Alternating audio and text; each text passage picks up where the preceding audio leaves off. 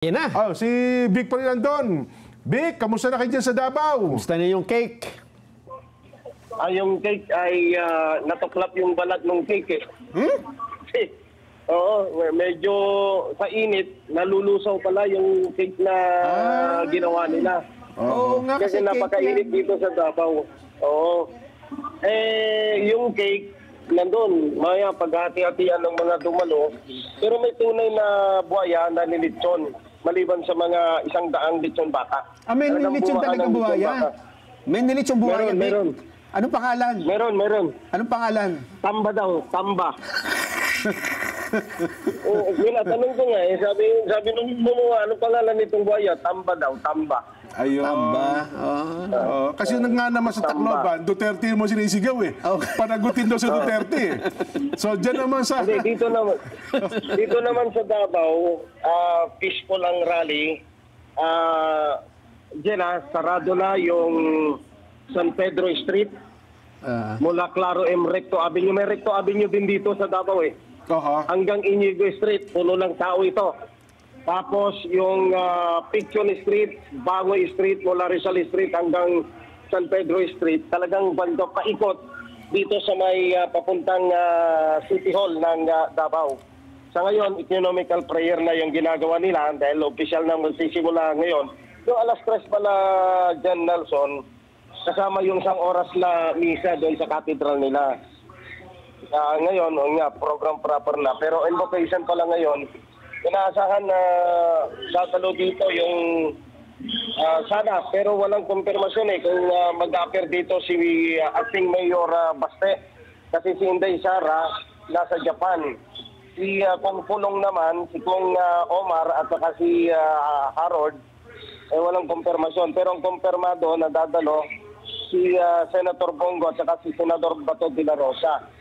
So, speaking of maayos yung pagkakagawa nila dahil mamaya pag i-distribute na ito ay mayroong mga marshal, naglagay na mga iron drilling para hindi magtulakan ng mga tao habang dumadaan ay iaabot yung nakapak na, naka-styrofoam, na pagkain. Mayroon kang lechon baka, lechon buhaya, at saka pagkain, may tubig. At ang dessert ay pipila ka doon sa napakalaking cake na buhaya para makakuha ng iyong bahagi.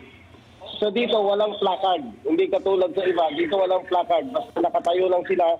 Ito'y panalangin daw para sa kapayapaan ng ating bayan. Pero ang talagang unang sinigaw nila kanina, bring him home from the Netherlands, si dating Pangulong Rodrigo Duterte, ang kanilang isinisigaw. Pangalawa, stop corruption. Dahil yun naman ang isa sa layunin ng 921 rally dito sa lungsod ng Davao.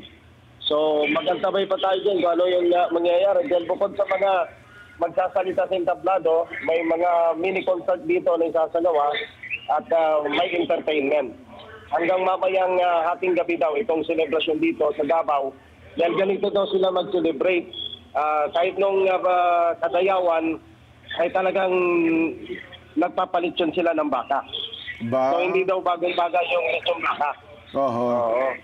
Ilan ba yung baka? Ilan yung baka, Vic? Baka naman isang piraso, isang... hindi. Hindi din. Ayaw ko kung pinipid na nila sa inyo dyan yung video kinuha namin. 100 na piraso yan. 100? Oo. Aba, marami yan, no? Marami. Sino nag-sponsor, Vic? Iba-iba daw. Yung mga business community nag-contribution. Ganyan daw parang yung pagkadayawan daw kasi ganyan sila. May mga businessmen dito nag-i-sponsor para makakain ng taong bayan. Ayun. Dito sa Davao. Pakisabi mo nga yung isang buo, pakibalot at pakidala mo dito, ha? Oo, sabi ko, pwede bang ba? Yung problema niya sa paano yung sasakay ng aeroplano, pabalik ng Manila yan. Oo nga, no? Oo. Masaya pala ang rally dyan, ano? Lechong baka at saka cake. kung naka-heighten alert sa Metro Manila dahil sa batuhan, dito naka-heighten alert naman, dala-dala ang kanilang mga plastic na paglalagyan ng kanilang nasyaron na lechon baka. Yan. Yun ang kanilang ano. Malamang high blood yan pag uwi. Ano, ha? Alam ko naka-live feed na tayo dito sa Davao. Kung gusto nyo makita yung nangyayari, naka-live feed yung ating live view at saka yung ating camera doon sa nakatutok dito sa entablado at sa mga tao. Yun. Sa estimate ng mga otoridad dyan, mga gaano karami yung nagtipon-tipon, Vic? Usually daw, kapag ka ganitong maramihan, kulang-kulang 50,000, sabi nung Chief of Police, si Colonel Manam, na na-interview din natin kanina.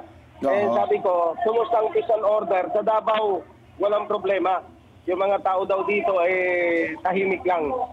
Basta wag lang ma-infiltrate. Kaya lang, sabi nga nila, kaya nakabantay yung mga kagawad ng pulisya dito ay dahil nga, baka naman ma-infiltrate. Yun ang problema. Then, hindi naman mga Davaoeño pumunta dito, kundi kasama rin yung mga kwan. Kaya ang estimate nila, nung nakaraan kasi, umabot sila ng 50,000. Pero sa tingin ko naman, lahat ng kanto, kung titignan mo, punong-puno eh. Punong-puno eh. Pero at least dyan, Vic, sa lugar, sa area na yan, mayroon talagang programa, no? May maayos na programa na panonoorin ng tao. Sa ibang lugar kasi parang walang programa eh. Oo, ito, yan, bring him home, bring him home, oh. Yan. Pagka nagbibisaya na sila dyan, tinatanong ko na lang kay Ardy, yung aking cameraman, marunong pala sa Bisaya. Ayan. Yan. Yan. Sumisigaw na sila dyan ng bring him home, yun ang isa sa layunin nila, kaya sila nag-rally at saka yung yan kontra korupsyon. Kaya yung mga pa-handa nila, kaya nga, pero mo, sabi ko, ilang sakong harinang ginamit ninyo dito? Umabot daw ng 4.5. Malaki kasi din eh. 3 lamesa. Itong yung pinapakita sa Kongreso, ay sa Kongreso na inilagay sa lamesa ay bulto-bultong pera. Ito 3 lamesang mahaba, pinagdugtong. Ganun kahaba yung buhayang cakes. Matindi. Oo. Ang sabi ko nga, kulang eh. Dapat nag-bake din kayo ng pera na inilagay nyo doon sa bunganga ng buhaya. Ay, oo nga, sabi nung gumawa. Nakalimutan. Sa halip naman sana sa nasa bunganga, pera dapat, ano? Tama. Oo. Ayun, basta ang pangalan daw nung buhaya si Tamba. Ayun. Tuktungan mo na lang daw. Ang problema naman, Vic, nalusaw, sabi mo eh. Nalusaw sa init. Hindi yung gilid lang. Yung dito. Sabi ko, yung gilid. Ba't lang dito ka? Oo.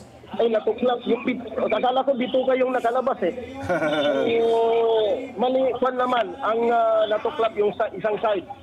Pero, ewan ko, kwan na. Hindi na nila marimedyohan eh, kasi natuklap, nalusaw. Sige. Ganun pala yun pagka napakainit. Sige, balik sa inyo muna, Nelson at Jen. Yan po pinakahuling kaganapan sa naging rally naman dyan sa Davao City, Nelson.